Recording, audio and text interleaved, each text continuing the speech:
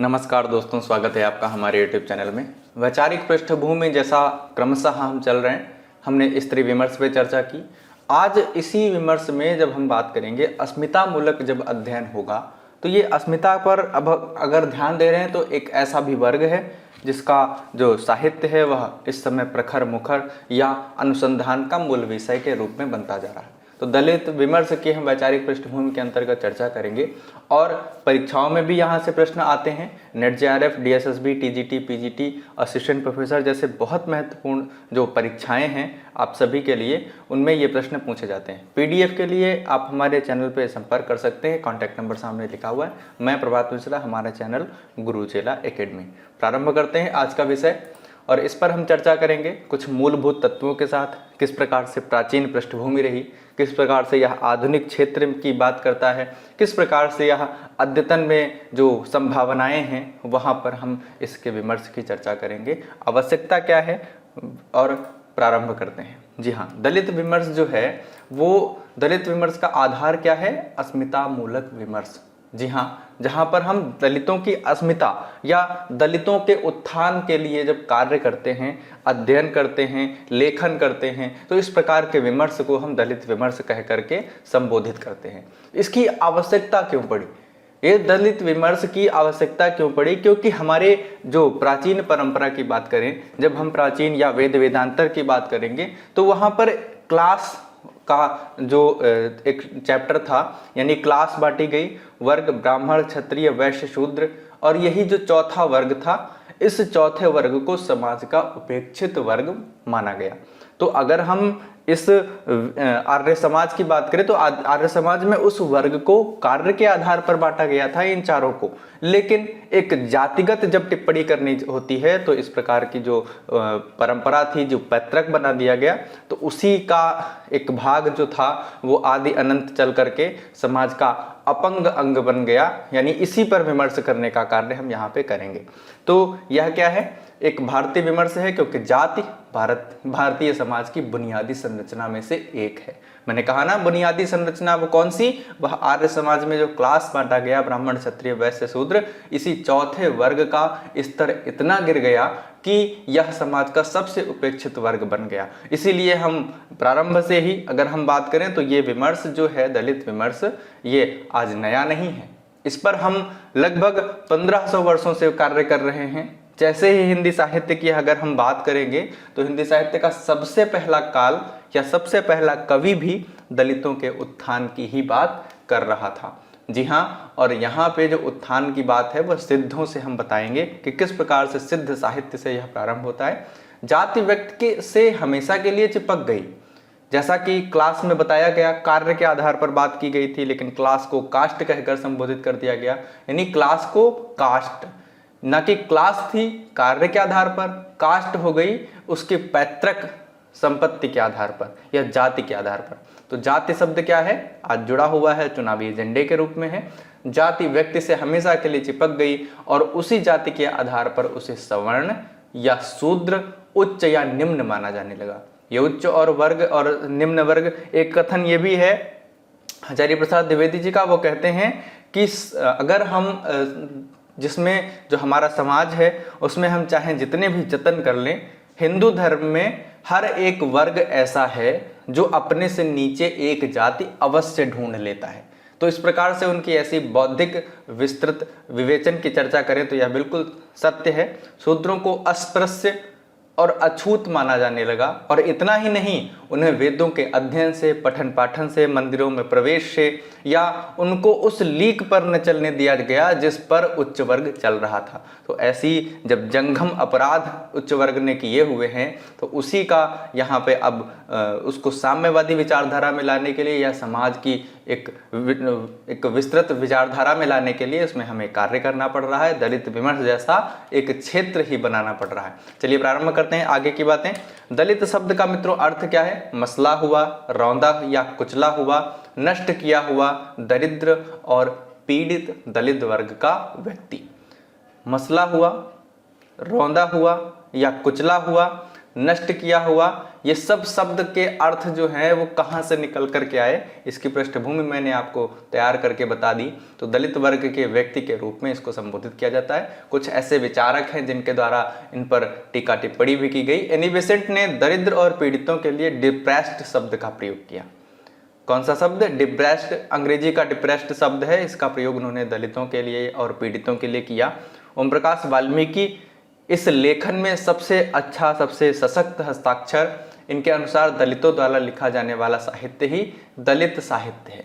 परंतु अगर हम बात करें तो इस प्रकार का विमर्श ऐसा नहीं है कि दलितों के उत्थान के लिए सिर्फ दलित कार्य कर रहे हैं।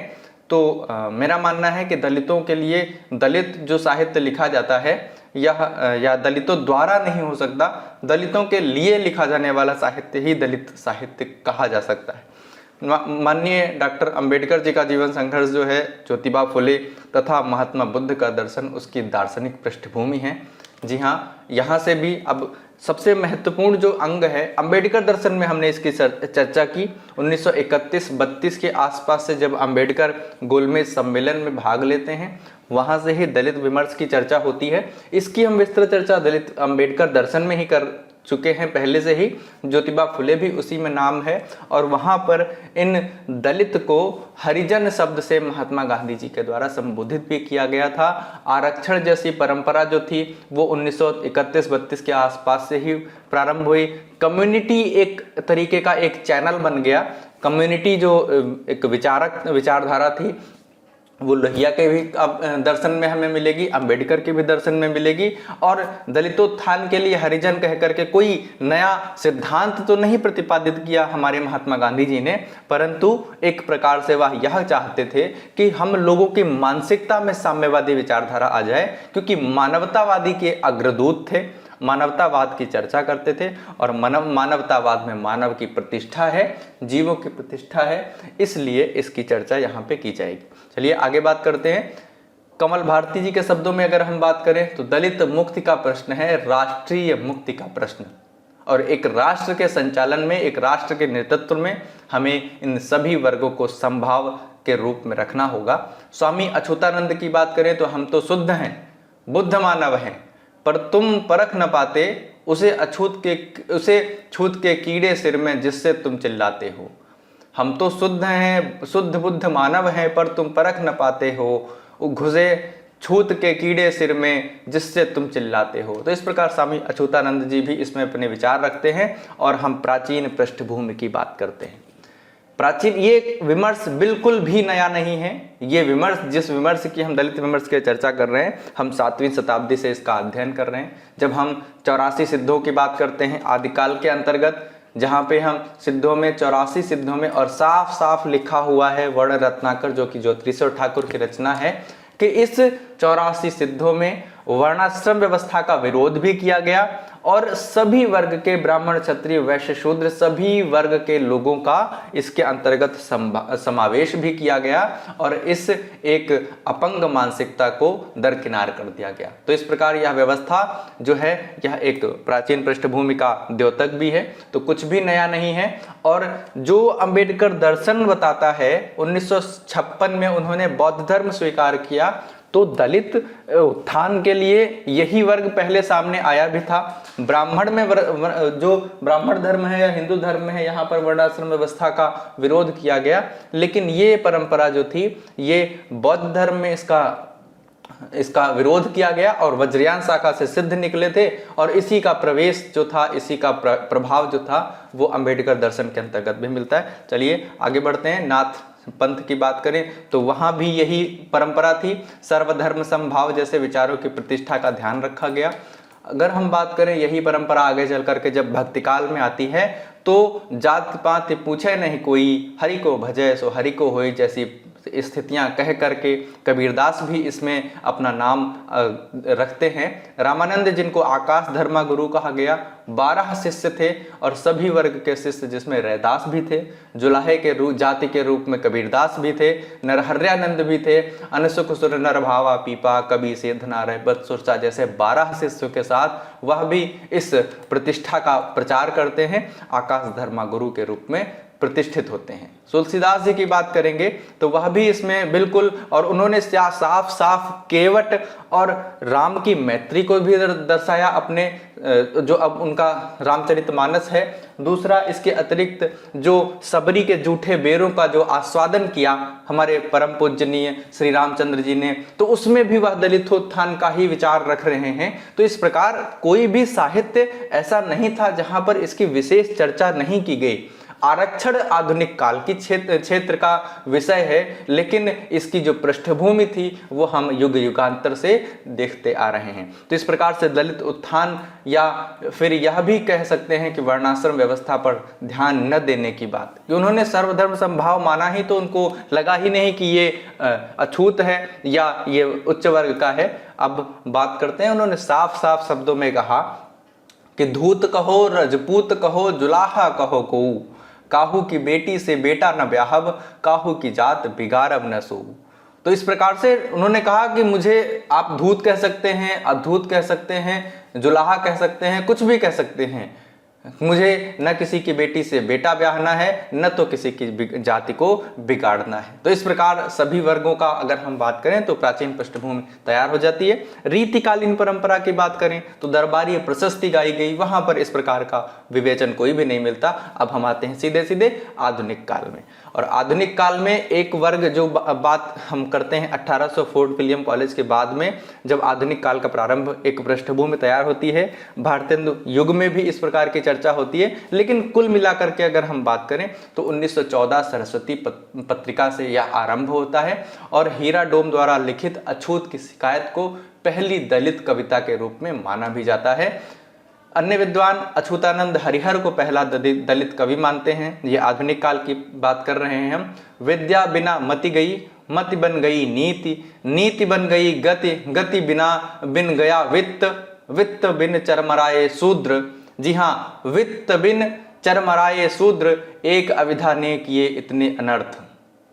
किस प्रकार से, अब देखिए शब्दों की बात करें, विद्या, मति, नीति, और नीति के बाद गति जब आती है, और गति जो है यही गति वित्त के रूप में आती है। तो इस प्रकार उन्होंने कहा कि जो वित्त है, यह धन जो है, इसी धन के बिना शूद्र चरमरा गए, एक अविधा ने किए इतने अनर्थ। और वह अविधा क्या थी? यह विद्या। जब ज्ञान होगा तो हम छूत अछूत की विचारधारा से अपंग मानसिकता को दूर कर देंगे। यानी आज भी एक अच्छे साफ सुथरे व्यक्तित्व को हम किसी भी जाति से संबोधित नहीं करते। तो यह सीधी सीधी बात है, यह समाज को जो विद्या है और यह जो अंत में आकर के वित्त होता है, यह समाज का एक वर्ग, नया वर्ग बनाता है, जिसको हम उच्च वर्ग के रूप में कह सकते हैं। तो इस प्रकार ये कविता भी इसका संबोधन करती है, और यही विद्या विमर्श जो है, जो अनुसंधान का क्षेत्र बन रहा है, वो क्या करता है? दलित उत्थान की ओर ध्यान रखता है। अगली बात करते हैं, एक बहुत अच्छी प्रचलित कविता चूल्हा मिट्टी का, मिट्टी तालाब की, तालाब ठाकुर का। पुनः पढ़ता हूं कि चूल्हा मिट्टी का, मिट्टी तालाब की, तालाब ठाकुर का। भूख रोटी की, रोटी बाजरे की, बाजरा खेत का, खेत ठाकुर का। बैल ठाकुर का, हल ठाकुर का, हल की मूठ पर हथेली अपनी, फसल ठाकुर की। कुआं ठाकुर का, पानी ठाकुर का, खेत खलिहान ठाकुर के, गली मोहल्ले ठाकुर के। फिर अपनों क्या, गांव शहर देश। नवंबर 1981 में ओम प्रकाश वाल्मीकि, जहाँ तक मुझे ध्यान है, उन्हीं की ये ठाकुर का कुआं नाम की एक कविता है, जिस कविता में यह संबोधन किए गए, और सब कुछ ठाकुर का बता करके उस दलित, उस एक समाज के उपेक्षित वर्ग की चर्चा की गई। तो इस प्रकार से यहाँ पे कविता के माध्यम से हम वर्णन कर लेते हैं। कुछ दलित कवि जो इस समय इस विमर्श में सबसे आगे हैं, ओम प्रकाश वाल्मीकि, 30 जून 1950, 17 नवंबर 2013 इनका जन्म समय है और मृत्यु समय 2013 है। मोहनदास नैमिषारण्य, जयप्रकाश करदम, सूरजपाल चौहान, शिवराज सिंह बेचैन, ये सभी दलित चेतना के उल्लेखनीय लेखक हैं। लेकिन दलित चेतना का लेखन सिर्फ और सिर्फ दलितों के द्वारा ही नहीं किया जा रहा, समाज का बड़ा वर्ग भी इस कार्य को कर रहा है, और समाज का अन्य वर्ग भी। तो दलितों के उत्थान के लिए किए गए कार्य को हम दलित विमर्श कहेंगे, ना कि दलितों द्वारा किए गए कार्य को। तो इस प्रकार से हम इस विद्या और वित्त के जो बीच का जो द्वंद्व है, इसको समाप्त करेंगे और उपसंहार में हम बात करेंगे कि दलित विमर्श दलितोत्थान के लिए किया गया लेखन है, इसके प्रति वर्तमान में शोध ग्रंथों का योगदान बढ़ रहा है। इसके अतिरिक्त आदिवासी समूह, विकलांगजन, स्त्री विमर्श, समाज का एक और उपेक्षित तीसरा वर्ग भी इसके अंतर्गत आता है जो मेल फीमेल की कैटेगरी से बाहर है। और इस अध्ययन पर हम, इस विमर्श पर समाज के सभी उपेक्षितों को समाज में एक उच्च स्थान या प्रतिष्ठा प्रदान करने के लिए लोगों की मानसिकता में सुधार करने का काम कर रहे हैं। तो मित्रों, इस प्रकार से हम इस विमर्श के सभी चर्चाएं, सभी बिंदुओं पर हमने प्रकाश डाला। इससे जुड़ी हुई रचनाएं और उनका लेखन आपको हमारे उपन्यास, नाटक, कहानी, आत्मकथा सभी में मिलता रहेगा। लाइक, शेयर, सब्सक्राइब आपको करते रहना है, बेल आइकन प्रेस करना है। नए बैच का भी एक अनाउंसमेंट हो चुका है। नए बैच में अगर जुड़ना चाहते हैं, 75 दिनों के टारगेट के साथ हिंदी साहित्य को समाप्त किया जाएगा। आप सभी का स्वागत है। हमारा संपर्क सूत्र सामने लिखा हुआ है, PDF लाइव क्लास की डिटेल आपको यहाँ पे मिलेंगी। बहुत बहुत धन्यवाद मित्रों। मैं प्रभात मिश्रा, हमारे चैनल गुरुचेला एकेडमी।